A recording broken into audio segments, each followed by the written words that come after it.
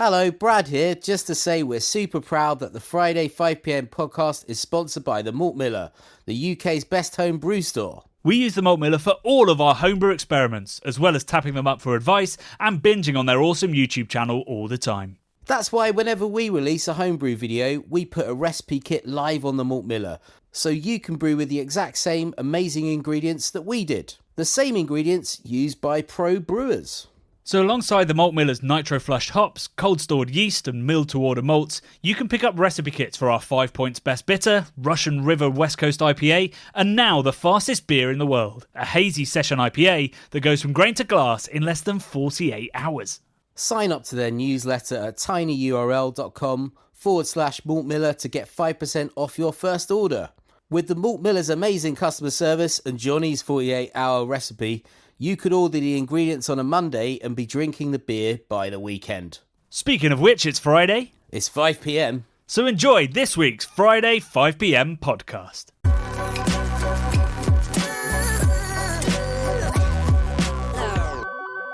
Terroir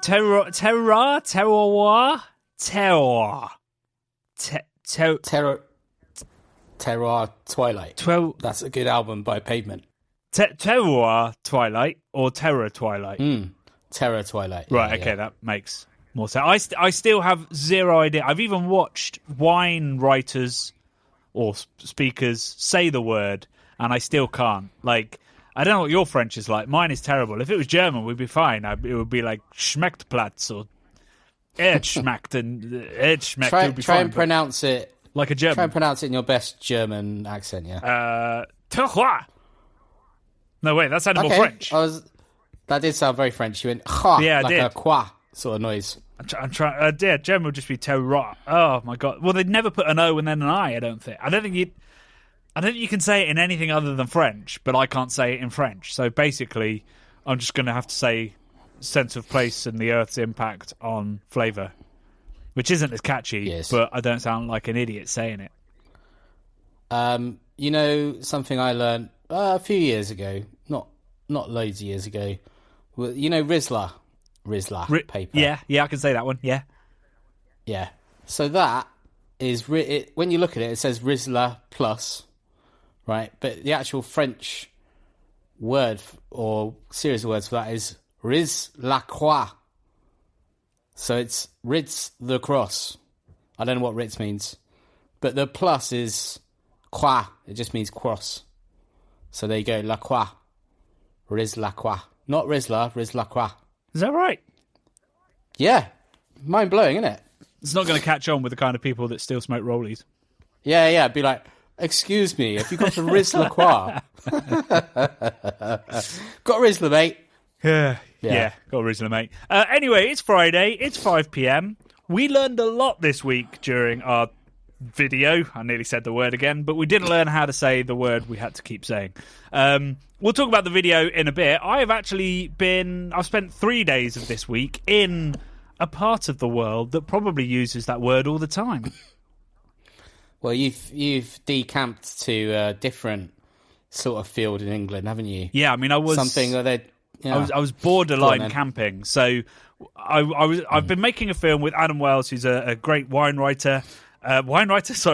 writer, and whiskey writer as well. And that's for Camera Learn and Discover, so it's an introduction to Perry. So I was out at several great Perry producers, including Little Pomona, where we did a film about cider with them. Ross on Y, a brilliant cider and Perry producer, and also Greg's Pit, which is a tiny producer way up on a windy hill, but he's got a really ancient Perry tree in his orchard that is, I think, the oldest of its variety and several, like many 100 years old, and a truly beautiful looking thing. And I was making that film for Adam and staying at Ross on Y, and Albert at Ross on Y very kindly put me up in his cider shack. Oh, shack is the right word for what I was staying in. Is it like the Brudio?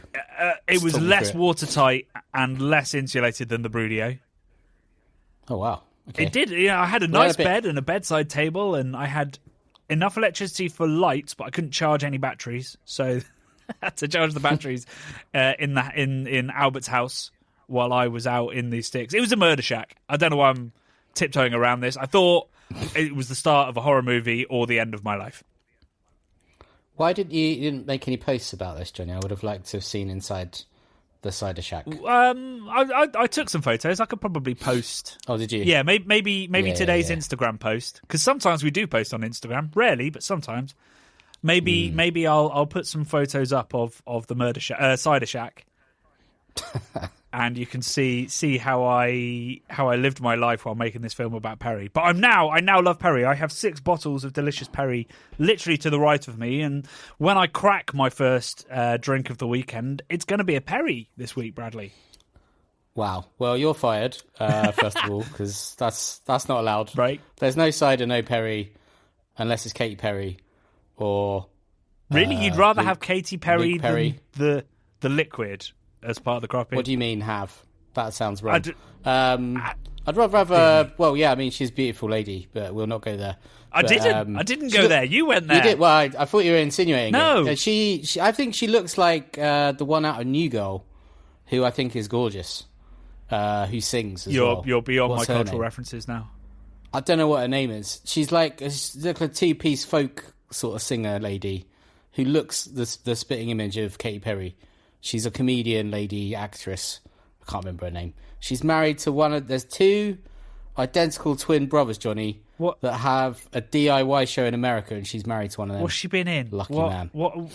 New Girl. What's New Girl? I don't know. Right. New Girl's like a sort of... It's like a kind of like very middle of the road comedy sitcom type thing, like Friends. Ooh, burn! Not a massive fan of Friends. It's kind of like Friends, but next generation. There's a her. And she lives with a couple I've googled of it. It's flatmates. Zoe Deschanel. That's it. Right. Zoe Deschanel. Very I should famous have Googled actor, it too. but I've never heard of New Girl. Yeah. She's New an Girl. elf.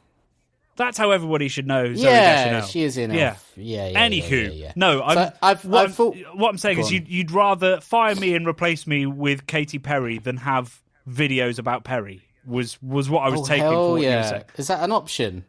I feel like we could get a viral video if we do that. Even if it's just a ceremonial firing. Do you know and what? We bring you straight back. Really weirdly. So I was interviewing somebody for a freelance role for the British Guild of Beer Writers last week. And we asked her what her proudest moment in her career has been. And one of the things she mentioned is a joke. Well, possibly it's a joke. This is Kimberly, Pinup. Oh, yeah. Gosh, yeah, what's yeah, her yeah. craft beer Pinup. She said that she got Katy Perry to drink some it's Boddingtons or Bathams or something. So there's a very weird link there. Maybe you could replace me with Katy Perry. Awesome. But what we should do is replace some of our content with Perry Insider content, because I'm quickly becoming very enamoured with the world of cider and Perry.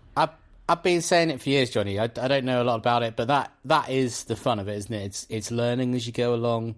It's getting involved in these new worlds.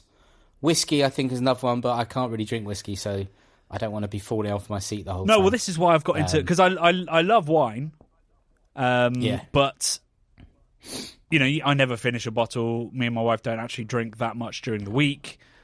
Whereas cider, cider is almost session wine. It's exactly the same process, just with different fruit, and it comes out between 7 and 8.5% generally.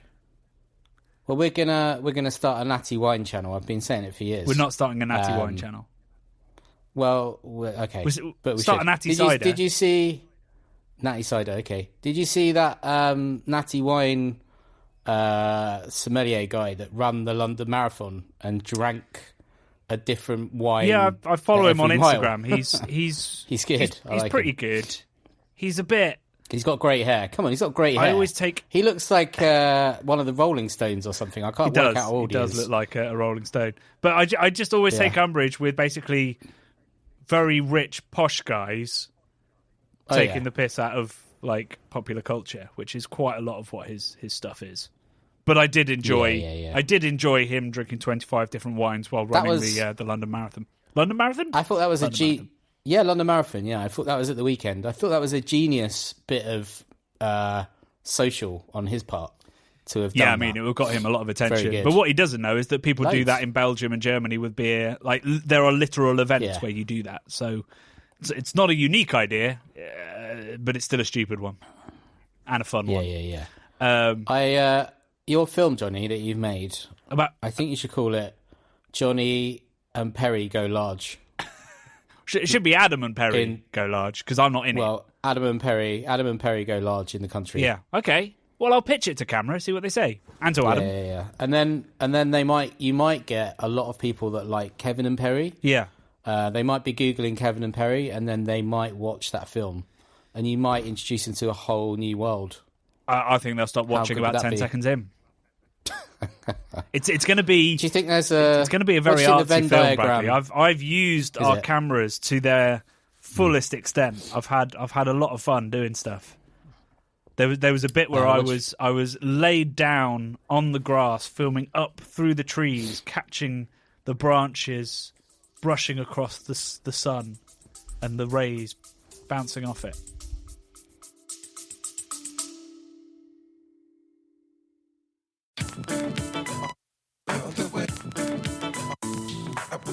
This summer, I'm going to be hosting talks at the Manchester, Bristol and London craft beer festivals, giving festival goers the chance to attend tutored tastings, rare beer pours, meet the brewers and even guided tours of the bars. These 3 festivals are the highlights of my events calendar, featuring some of the world's best breweries with delicious restaurant pop-ups, great music and a really welcoming party atmosphere. It's the 3rd year I've been hosting the We Are Beer Tastings table, but for the first time I'm delighted to offer all of our listeners, viewers and Patreons £5 off a ticket when you use the code CBC5. Just hit the link in the description to buy. See you there.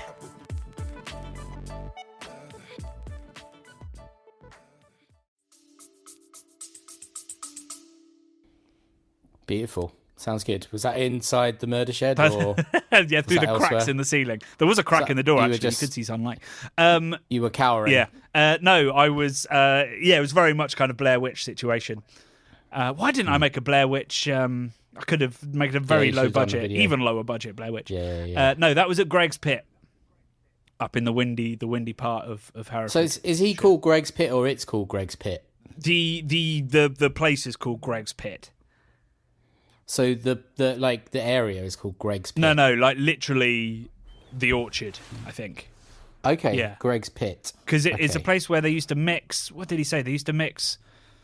It's like some kind of like clay, but not clay. It's like a mini pond that you could dredge this stuff out of that you Okay. mix with like manure and straw and stuff, and it made like an early concrete. Like a wattle and daub type situation.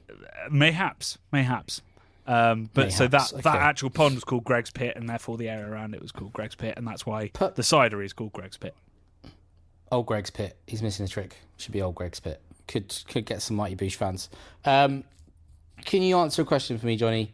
Are wild pear trees all genetically different from each other in the same way that wild apple trees are all unique genetically? Yes. Like if you get an orchard of apple, they are. Okay, Well- if you get an orchard of apple trees, they can all be grafts of each other. They can all be like literally clones of each other. But wild apple trees, you can go along the road wherever you are and like pull an apple down. That apple is probably going to taste different from any other apple you've ever had, which is amazing. Yeah, pretty much. It's an I mean, maybe amazing not thing. so much that you could actually taste it eating them, but they are genetically distinct, like humans are. You know, if two humans have a baby, that baby is genetically distinct because it's, made up of two sets of genes. It's the same with apple and perry trees, which is why they graft. So you get something you really like, you cut off some new growth, stick it onto another tree, and you get to grow something that's not genetically distinct. It's the same. Yeah, I think a lot of other crops, they're all genetically the same, aren't they? Which is why you have such a problem with plights and things like that happening with, like, say, bananas and whatever. We've lost quite a lot of the bananas that we like in the supermarkets. They have to change the variety ever so often because they'll just get taken down by. Yeah. Well, I mean that's mad insects increasingly or an whatever. issue in cider because they have created monocultures that are susceptible to certain things. And when I was out there, they were having real issues with fire blight, it's called, that's taken down a lot of their perry trees. I think not perry trees, cider and perry. I think a third of their trees they've had to chop down. Blimey. And it's not something that's native to the UK. And they were saying, they've never seen it on this scale, and they think it's because we've had 2 incredibly wet, warm winters in a row. That's great for bacterial growth, and that's what's killing a lot of trees. Shit. But while I was there, what's it called? Fire blight, because I think it makes fire the tree blight. look like it's been kind of scorched. That's why it's called fire blight. Oh man. Yeah. But they're planting more perry trees, but obviously that takes like 10 years to be sort of a fully grown tree. Well, not fully grown tree. A decade or so before it bears fruit. Yeah, a fruiting tree. Yeah. Yeah. But anyway, if you haven't tried perries, I heartily recommend tracking down anything from Greg's Pit, Ross on White, or from Little Pomona, and indeed watching the film. I've got to supply it by mid-May, and I think it will come out a week or 2 after that, along with Adam's book, which is called Perry: A Drinker's Guide, and is I think historically like the first dedicated perry book ever written. Because I think I reckon there's a few Katy Perry books out there. There might be some Katy Perry books. I feel like you're working on one. You seem to just keep wanting to bring it back to Katy Perry, but I'm not going to allow it. We're going to go through some beer news. Okay. Obviously, the big beer news this week was that it was the World Beer Cup. Yeah, out in Vegas. I've been watching with a little bit of, not jealousy, but just like, oh, that looks fun. A few of our friends, Radim from Budvar is over there, Lottie Peplo's over there, and just seeing them posting lots of Vegas sort of looking photos. Radim wearing a kind of Vegas, like, I don't know what you call it, like a retro dinery sort of shirt. Like a bowling shirt, but with Vegas-y stuff all over it, Right. Which I thought was quite fun. And I think they were beer Vegas things. So I think it might have been a beer judging outfit, even, which is a cool slash not cool. So thing was if you've all Radim got to judging? wear the same outfit? I think he was. Yeah, he must have been judging Because it was obviously the craft beer conference as well. So anybody was there. He might have been doing a talk or something. But if he was judging, that's cool. Anyway, so I've looked through the winners. What's kind of amazing about the American the GABF awards and also the World Cup awards is generally you don't recognize most of the names of the winners. Like flicking through all of the winning entries, there are lots of brands and breweries that we'd know. There's Golden Roads, Cinderlands, there's Noble Ale Works, there's Deschutes, won the low alcohol. Athletic Brewing, possibly the biggest low alcohol focused brewery in the world now. Okay, got silver in that. But mostly, it's breweries that we've never heard of. And although they're pretty much all American, there's a Chinese brewery in there. Kumi Lizard Invasion. Oh, no, wait. No, sorry. Read the wrong one there. That was experimental India Pale Ale. Not quite sure how that's different to the experimental beer category, where Beer Kampai Sake inspired ale from Beer Craft Brewing Co. in Chengdu, China won. Blimey. I'm going to try and find. Let's be honest. People want to know who won the IPA. So let's find the... Right, Session IPA was won by Shred Beer Co. in Rocklin, California. Nice. New Zealand style India Pale Ale. Wow, didn't know that was a thing. That was won by Wannabe Wallaby, Rip Beer Co. in Huntington Beach. Imperial India Pale Ale, so double or bigger, I guess. Green Cheek, there's a name we know. There we go. Nice. Yeah. And Juicy or Hazy IPA was won by, goodness me, Swells Brewing in Kill Devil Hills, North Carolina. Wow. Sounds good. Yeah. I'd like to get out to the Carolinas. West Coast was won by Highland Park, and silver went to North Park. So both sort of SoCal breweries, and both breweries we know very well and are very, very good. Oh, wait, I found another category, Juicy or Hazy or India Pale Ale. Oh, sorry, so the one above must have been Imperial India Pale Ale. This one, Old Irving Brewing won Hazy IPA. Not heard of them. West Coast was won by ISM Brewing in Long Beach, California. Green Chin came second. Oof. Wow, so California, Southern California, we've got to get there. We've got to get there somehow. Looks like it is all going on in California. In fact, California is represented in just about every single just about every single one, along with a bit of Oregon and a bit of Colorado. Seem to be the most popular counties. So yeah, that's good beer news. And any other positive things before we dig into the negs? Positive things. Well, I've found on Instagram a home brewer called Western Heigebrygge. Sounds right. Who's in Norway, and he posts lots of. I didn't follow him before, but he came up in what I might like. He posts lots of photos of his cans that he's obviously got some sort of way of canning at home, and a pretty serious home brewing setup.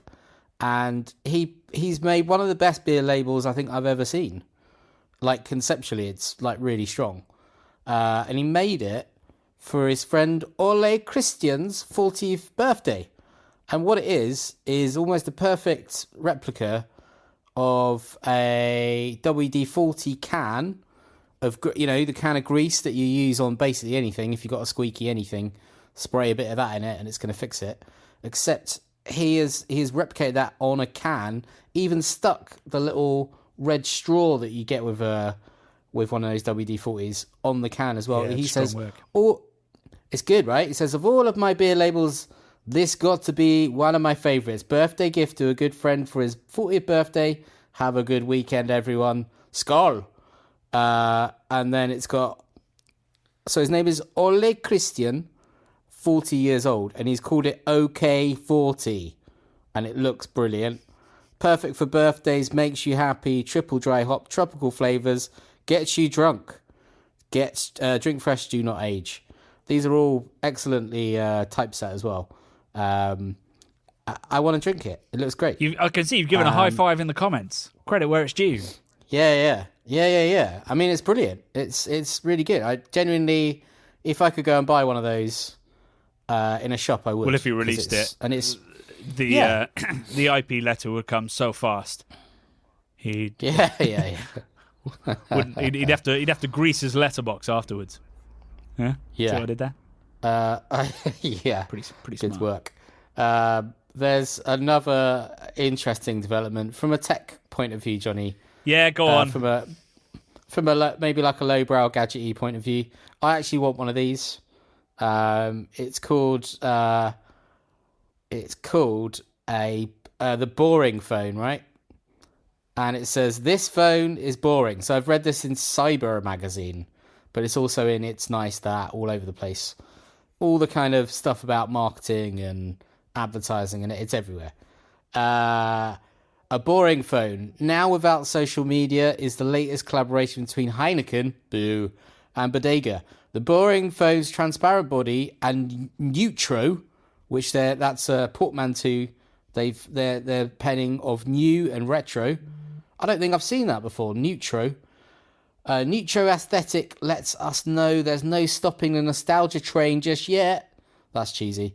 It's designed to take you back to a time when smartphones weren't a thing by eliminating doom scrolling with no apps and where communication is only through phone call or SMS. Yeah, so it's all about ditching the digital noise, Johnny. Couple of questions. Which is... Yeah, go on. Firstly, given that Heineken are allegedly behind some truly horrific atrocities in several places in the world, isn't this just Heineken trying to say, don't look at the news, don't look at the news? Here's a phone where you don't see how shit we are as a company. Could be, but it is nicely executed. It's got... But Brad's sold. Yeah. It's okay, so it's a flip. I'm going to describe it to everyone, so you can Google this while you're listening. It's called the boring phone. It is probably the perfect prison phone because it's like see-through plastic, so it's very 90s nostalgic. You can see all the microchips, and obviously the PCB board is Heineken Green because it's basically the same color. The top of the flip, so the outside of the phone, has got an old school green LED display. I don't know what kind of, like a dot matrix display that's got two bottles of Heineken cheersing on like a really like Nokia looking display. The keypad, all of the keys are in Heineken Green on a silver metallic-y keypad. It's cool looking, man. It's real cool looking. Like, I want one. It's from like a sort of alternate timeline. It looks great. Who are Bodega? They must be a design. They're like a design house. Right. They make products and stuff. So presumably they're the ones that have done all the heavy lifting on this project. But interestingly, like I say, it doesn't have any apps on it, right?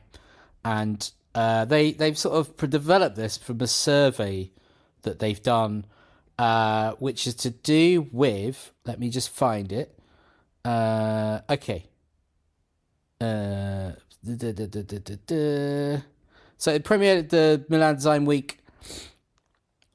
They commissioned research into the impact of smartphones on zillennials. Wait, what? Of legal drinking age. Yeah, again, another word. Zillennials. Like, what's that? Z? Generation Z? Zillennials? Right, yeah. Maybe it's the people that are sort of in between millennials and Gen Z.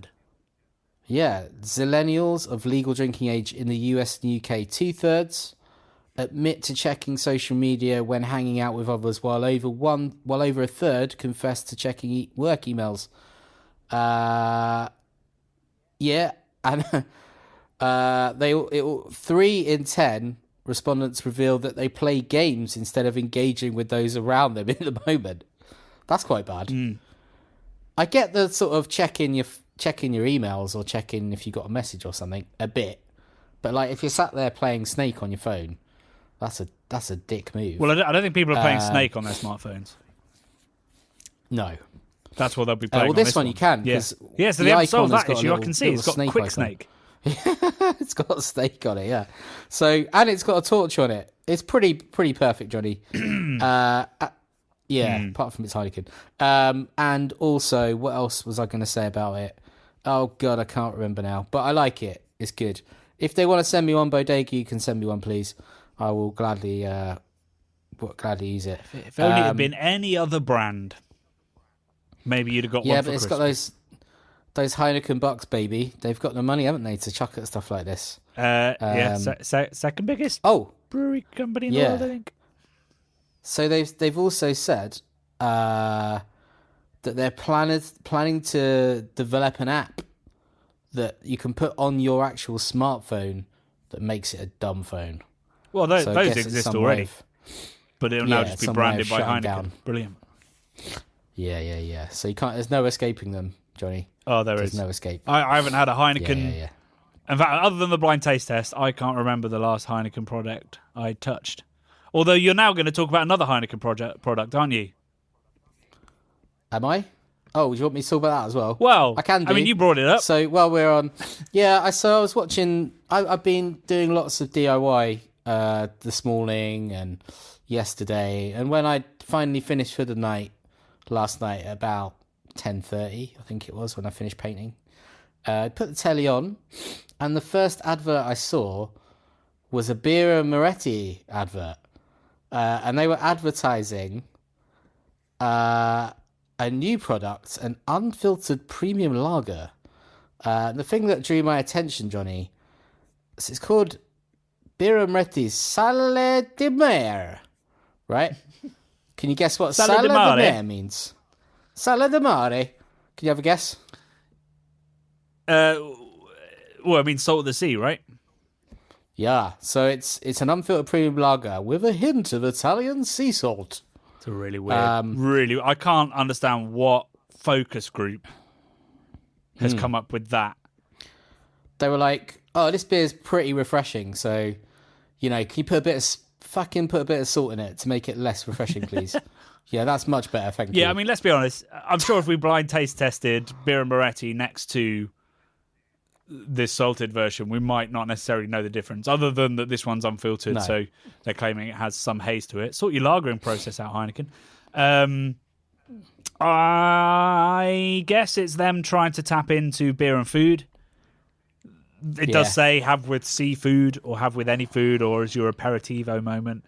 I'm not sold on lager with a saltiness, really. I don't think that, if I was going to change lager like a pilsner in any way, pretty much the last thing I'd add is salt. Well, I guess if you think about it like this, Johnny, when you go to the kebab shop and you're like 10 beer and Moretti's in and you're properly pissed up, you can say with confidence to the kebab man, hold the salt on those chips, mate. I'm all good. And then you crack out your little bottle in your pocket of salty lager, and then you drink that while you're having your non-salted chips. Literally pissing on your chips. Yeah. Probably feel like you're doing good in the world, Johnny. You're making your body feel happy because you've only drunk 11 pints tonight, and one of them's you didn't have salt on your chips. That was with your very salty kebab meat. I mean, I'd imagine that if you said hold the salt on those chips and then got out of beer, you'd be kicked out the kebab shop. You shouldn't be drinking in a kebab shop. Yeah, I was there's that. But I was proposing maybe you're walking along. Oh, okay. With it. Right, but then I'm with you. You'd need a third arm, wouldn't you? Or you'd need some sort of bib that could hold the kebab. So you'd have a hand free. A kebab? So you could like a bib. No, you a could kebab. strap it around your neck. Come on, Bradley. Oh, it was right there. Damn, kebab. I love it. That's a great product. We should come out with it. Kebab. Beautiful. You're kebabbing along nicely. I mean, it worked for any sort of fast food, really, wouldn't it? It'd be good for tacos as well. Those little sods. You could, it should be like multiple. It's like adaptable, so the bib could just hold chips for you, or you could have like those little wavy racks that you get with tacos that hold them in place. Yeah. I like it. Yeah. We're thinking. This is some good thinking. Yeah. Here. We need to develop Maybe we should this. call up Heineken and say we've had this Well, idea for the kebab. Yeah. Do you want to brand it for us? We're going to call it the kebab, and it's to sell with your dumb phone. It's another dumb product to go with it. Hey, but I do want the dumb phone. I want the kebab. Please I'm more interested in a Heineken kebab, to be honest. Okay, I could see that. I reckon.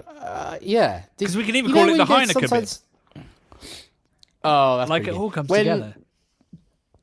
When you used to go, when we were cool, maybe we weren't cool, but we used to go to music festivals, Johnny, and sometimes you get really random products like a kebab or something just given to you. Do you remember this? Yeah. Things, get like cool shit, like weird hats and stuff, like a boonie hat. There was always that guy at a beer festival that would have, it was basically like a long necklace with a big ring on it that you could put your glass in to hold it while you made notes about the beer. That is a thing already, yeah. I follow those guys on Instagram. I thought about doing a lowbrow on it or something, but I don't think it's got enough wide appeal, really. It's got a very certain use case scenario, which is basically you need 3 hands. So maybe it's an alternative. Which does actually, it happens to us quite a lot because we're often holding a camera around a beer. If somebody hands us some food, we're like, oh. So maybe we throw the camera away. Maybe we need a kebab, a beer necklace. We definitely don't need what was it, a dumb phone, a boring phone. Dumb phone. That wouldn't help with content creation in the slightest. But the other two... Are we Zillennials, Johnny? I don't know if we're... I don't know. I'm just going to assume I am because it sounds like I'm young. Yeah, I'm not going to question it. I'm just going to say, I'm a Zillennial. Okay, cool. Yeah. I want to be one too. Sounds great. Other news in beer. This is a fun one. So Mondo Brewing. Do you remember Mondo? Sure do. One of the earlier London sort of modern craft breweries have been bought out by Hogsback. Yeah, I heard this. fairly unlikely purchase. Hogsback, a brewery in, I guess, Surrey, who grow their own hops, make pretty traditional British beer and a lager-ish, owned by one of the most tiresome and horrid people I've met in my career in beer. Rupert Thompson, who, if you can imagine the haunted pencil that is the man from the Conservative Party. What's his name? You lost me. Tall, I like the name. Thin though. one. Went to school with Adam Buxton. Yeah. What? No, he didn't. Yeah, he did. Went to Westminster with Adam Buxton. Are you kidding me? They were mates. What, in the same year? No. Fuck off. They weren't mates. But they. Have you not read Adam Buxton's autobiography? No, I haven't. I'm dyslexic as hell. So well, there's a great audiobook on audiobook. I know. I want it. Yeah, I know who you're talking about. Jacob Rees-Mogg. He looks like he looks like an Indiana Jones villain. Yeah, definitely does. Yeah. So Rupert, I had the unfortunate honour of meeting and spending a long time talking to when a set of mid-sized British brewers who would refer to themselves as the squeezed middle were getting very upset about the success of small breweries, and decided that the only way that they could possibly compete would be to lobby the UK government to increase the taxes on small breweries, which they did relatively successfully, although in some degree also shot themselves in the foot with the way that it actually ended up shaking out. Anyway, as I called him out in my articles because he had plenty of money and his brewery had plenty of money, and he was investing heavily in his brewery, all while saying they had no money and no profit. And having increased the taxes for all these small breweries, one of them has gone under. Almost in the press release, it almost implies that it was because of the rise in duty for small breweries, and then he's bought one up. Wow. So he's literally killed off breweries and then bought it. Yeah. All I can say, Johnny, is an eye for an eye will make the whole world blind. So, you think you're... if you're a short-termist, maybe like that guy, you think that you're, other people, you get jealous of other people coming up. So you try and step down on them rather than lift them up. And eventually it ends up taking everyone down. I think they've just come out and said the trickle-down economy thing doesn't trickle down. I was reading a headline about that, there's literally, as far as I'm aware, there is zero peer-reviewed studies that imply that trickle-down economics is even possible, let alone actually happening. But it's works for Rupert Thompson. It's panned out really well for him. And I hope that the people he employ continue to be employed and everything goes well. The Mondo people he now employs can do well, and it's a good outcome for them. But it makes me kind of furious that the people that literally have put small breweries in jeopardy are now mopping them up. Anyway, support your small local independents, but also remember that being independent does not mean you are ethical. No. Which is a message we talk about quite a bit.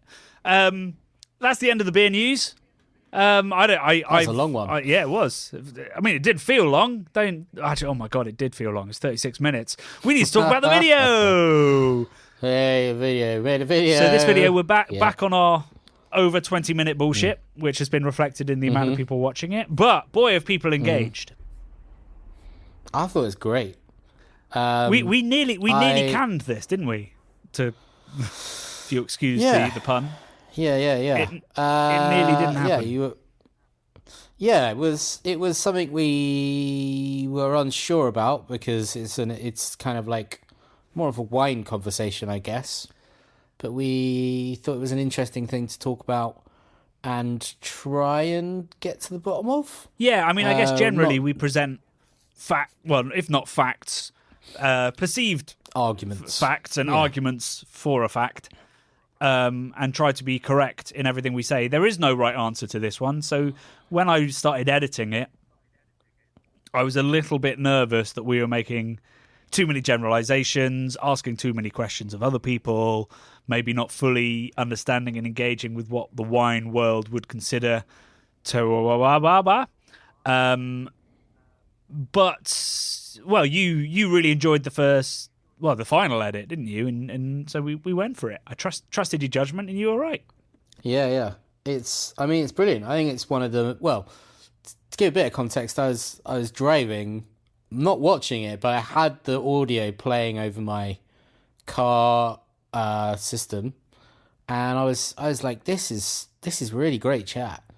Not being able to see the visuals of it, I was super involved in everything we were saying, and I thought it was great, like really good. I especially thought I actually sounded quite good for once, Johnny.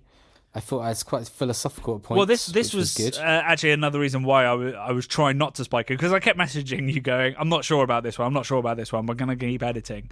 Because it was one of those ones where it wasn't me telling you something and you reacting. A lot of the time you were telling me stuff and me reacting. It was a very balanced and interesting philosophical conversation. Yeah, it was good. I really enjoyed it on the day, and I enjoyed listening back to it, and indeed watching it now at this point. But I think it was great. Just a great little debate on something that we don't necessarily know the answer to. Yeah, but it's great to chat about. Well, I think we'll dig into the comments now, and then I'd love to get your view on whether you think beer has a sense of place after we've talked it all through. Because I think I've settled on an answer now. If somebody said, "Does beer have terroir?" I think I've got an answer. But I mean, it might change after this discussion. But yeah, what comments did you find that you enjoyed? Well, a lot of my comments just saying that I'm really good. And I've got some good stuff going on. Oh, and team 44/7. Brad comparing hops to frozen peas is one of my top Bradisms I've heard in a while. Andrew Steer. Just before you move on from that comment, yeah, so we did continue the pea chat a little bit longer, but that got edited out. And the reason it got edited out is because towards the end of the chat, I say there's no sense of terroir to peas. And then, as I was editing, I was like, I don't think that's true. I think there might be. So that's how far down the rabbit hole we fell. Yeah. But damn, you were questioning yourself about Peter. I was. Holy cow! And I think it does. I think peas do. Peas must do. It's just like grapes. They'll be sweeter in certain places, less sweet, different. Anyway, what else did you find? Andrew Steer. Brad was very close to a brilliant Oktoberfest slogan at the start. If it's not from the wells, you're not serving hells. Well, hells. Well, it should be if it's not from a well, you're not serving hell. There were numerous people that picked up on that and have tried to... And we just missed it. The professionals so Phil Graham, if you don't have any wells, you're not drinking any hells. It's up. It's all about those artisanal wells. Lots of wells chat. People were loving the wells chat. Yeah. Wells are a big thing in beer, because we didn't want to use the surface water. A lot of breweries were digging down. We saw a pretty epic one at Budvar.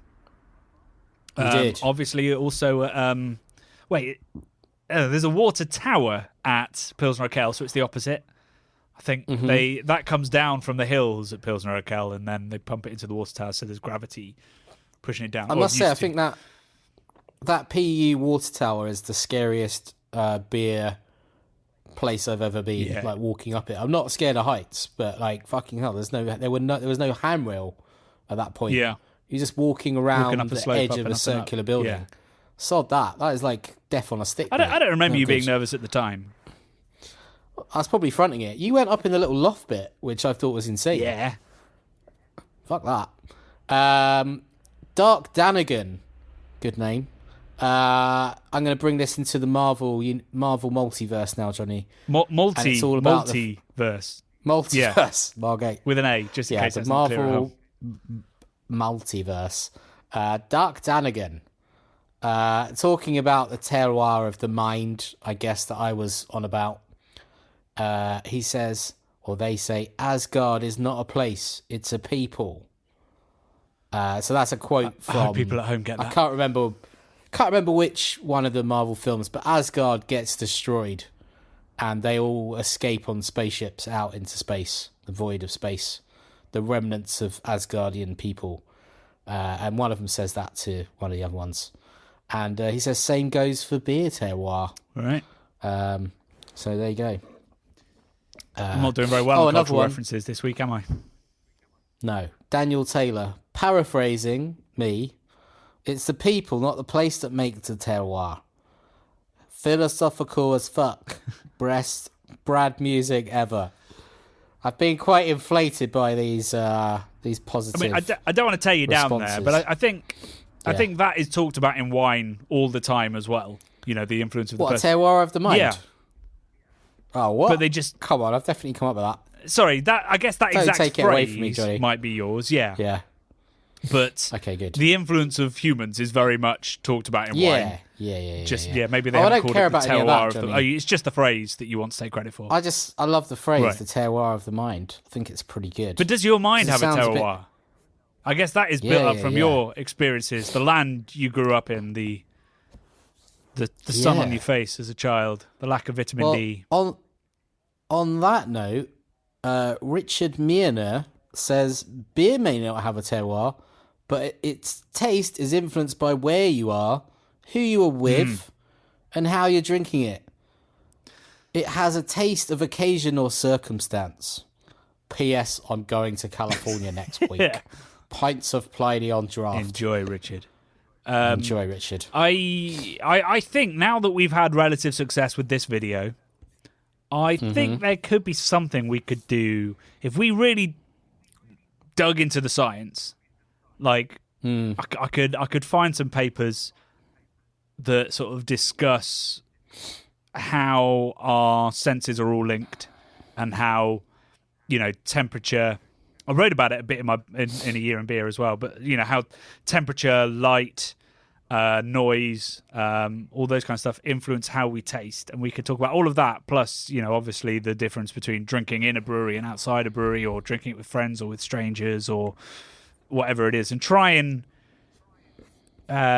discuss the idea of how much our perception changes of a beer. I think there could be a very long-winded discussion. We'd have to find a hook. We'd have to find a format, whether we tested it or whether we discussed it to make it a YouTube video. But I think there's something interesting about looking at how everything except the actual liquid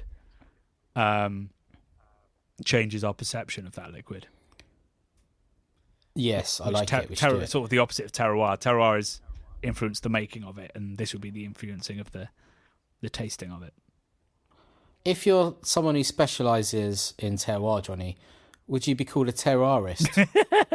Hey? I hope so. Hey, that came to me. And another musing that I had was about I don't know what. When I was watching the video, I was thinking about a slogan for something about putting the culture in agriculture, but I don't know what that would be for. But I liked it. I mean, I think Came to my that's mind. stronger than terroir of the mind. Do you reckon? Saying that humans put the culture in agriculture. That's strong. Yeah, that was kind of what I was trying to allude to. Yeah, humans put the culture in agriculture. I love it. There's a very niche T-shirt in that. Well, I picked out some comments that might lead us to hopefully finding out Brad's true thoughts on whether there is a sense of place in beer. J616S said, interestingly, hops grown around Manchester have a bit of an almond marzipan thing going on. No idea why, but it seems to happen to many varieties. This is not the first I've heard of this. When we tweeted to promote the video on Twitter, Beer Nouveau, or the man former of Beer Nouveau, the brewery, said exactly the same thing. So firstly, I want to go try some Mancunian hops. I didn't know that there was much growing that far. I mean, lots in Herefordshire, but that's a little bit, well, quite a bit further south. The interesting thing about that is that I remembered in my beer history musings that in it was 1900, I think, thousands of people in Manchester were poisoned by beer. That's okay. When Interesting. like a sugar that had been bought in by the breweries was tainted by sulfuric acid, and what it meant was when they put it into the beer, it turned into arsenic. This is what I was thinking, because arsenic has got an almond flavour to it. It does. Right? Yeah. So I'd be a little bit worried if my beer tasted of Exactly almonds. that. That's what I said to J616S. Yeah. I said you want to make sure that marzipan's coming from the hops and not from your sugar addition. Yeah, that's pretty wild. Yeah, it's a fascinating thing because it says more than 6,000 people were poisoned in this catastrophe, really. Poisoned to death. Well, this is just it. They don't know exactly how many people terrorist died. attack. Oh my god, it's getting a bit dark, but I'm still enjoying the pun. That is a bit dark. Because people drank a lot of beer back then. It was much more common to drink it, not necessarily at breakfast, but throughout the day. And because obviously, if somebody comes in with arsenic poisoning, your first question at the start wasn't how much beer have you drunk. It was very hard to track how many people actually died. So they reckon 6,000 people got poisoned. And I've just opened up the Wikipedia page. So it said the mass poisoning was unusual in that it was not noticed for 4 months.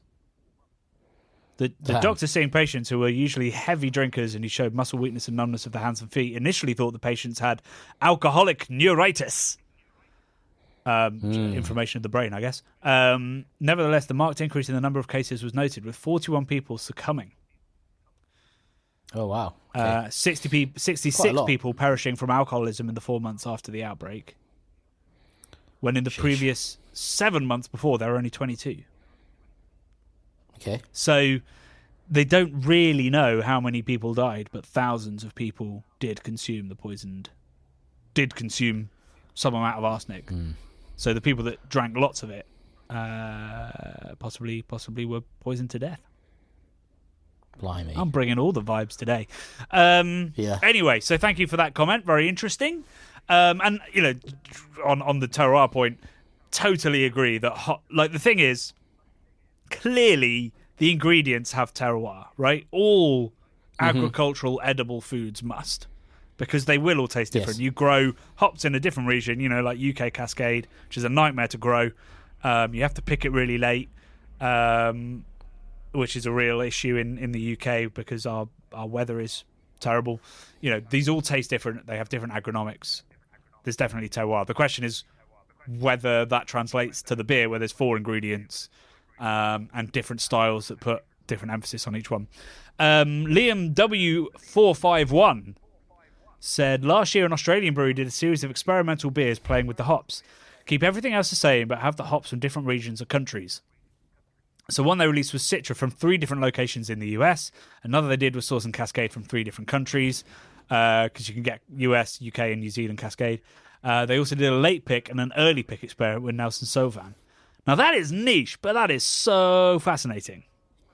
And I would absolutely freaking love to do a homebrew project on that kind of thing. I think that would be super interesting. I asked which brewery it was that did that, and they told me, and I have forgotten. It began with a W. Here we go. So somebody's come back and said it was Hargreaves Hill, and another one's come back saying it was Hawkers. So it didn't begin with a W.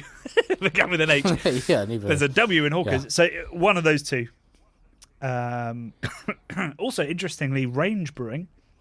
I know Matt from Range because he used to work in the UK. Who used to help run London Craft Beer Festival.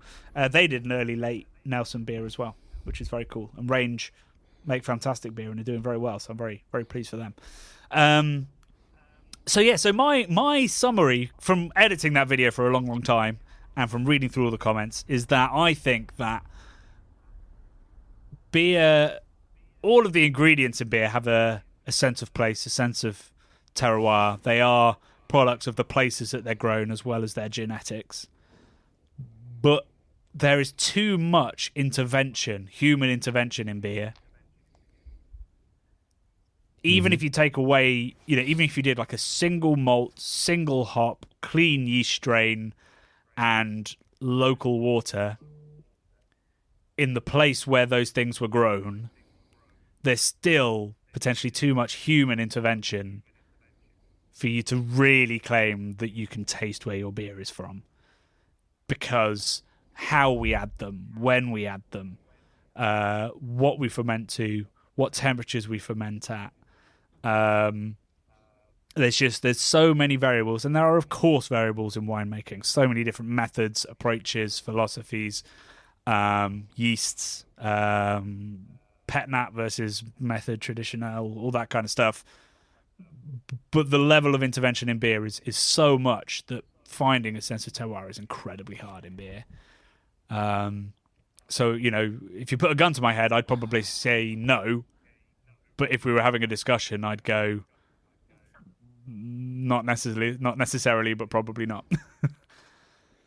Yeah, I think I'm the same, really. It's like you say, it's the human intervention is so high in beer making as opposed to wine that the ingredients have a sense of place, but all the processing that's happening kind of overrides that, and we've taken command over nature. Yeah, it came to me while I was at Little Pomona in Hereford, because while we were there, we were filming with Adam and James, the founder, co-founder. We were filming the 4 different styles of perry. So obviously you've got all the varieties of pear, but then you've got still, you've got sparkling, you've got sorry, when I say sparkling, I mean like pet nat, so bottle conditioned, and then you've got method traditional, which is where you spike it with sugar and with yeast, and then you disgorge it when it's ready. So like making champagne, and you could almost see, when they were talking about it, they were like, well, the still and the pet nat is all about capturing that moment for that drink. So that they're trying to capture all of that terroir. They're trying to say, this tastes brilliant, don't let it change anymore. Whereas nice method traditional, or I guess to some extent like force carving it, would be making such a radical change to it.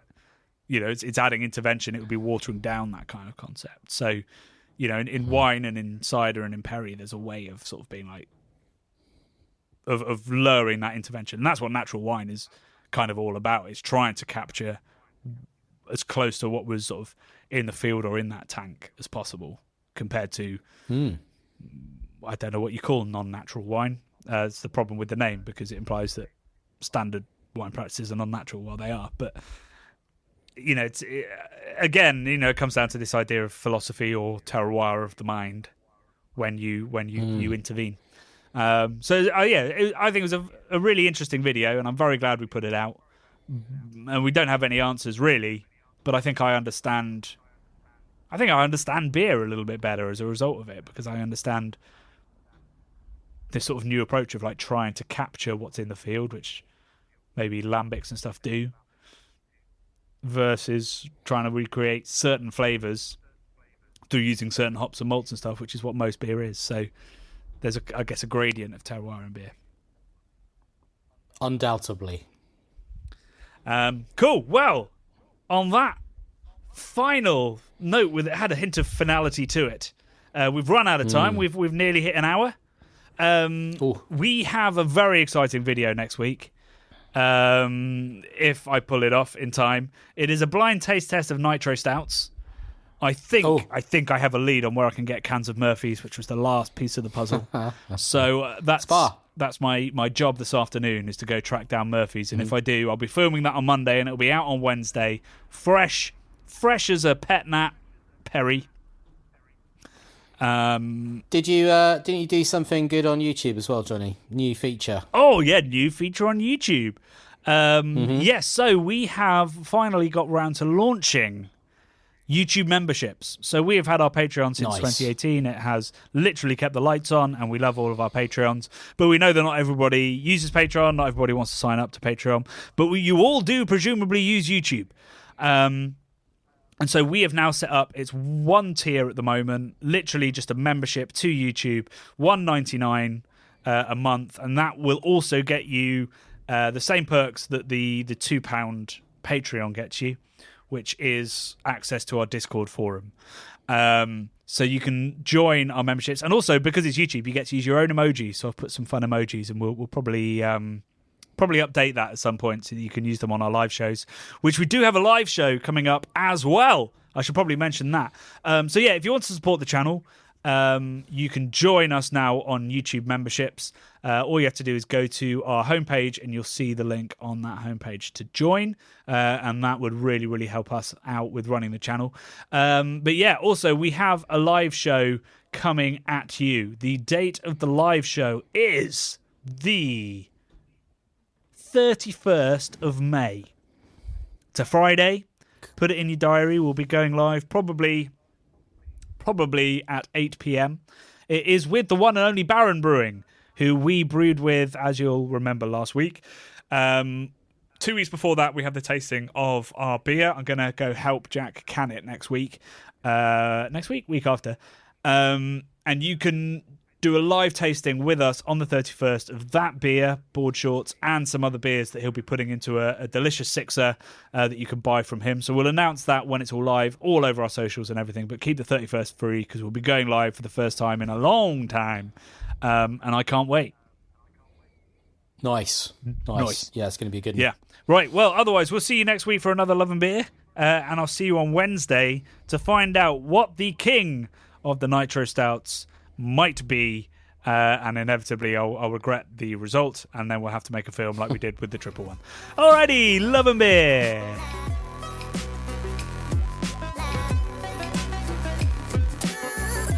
The Bubble and Friday 5pm podcasts are brought to you by the nerds behind YouTube's craft beer channel. You can watch over 400 mini documentaries at youtube.com/the craft beer channel. And if you love what we do, support us via Patreon and get access to merchandise and our amazing Discord forum, a positive and welcoming space for everyone who loves beer, food, and homebrewing. Love and Beer.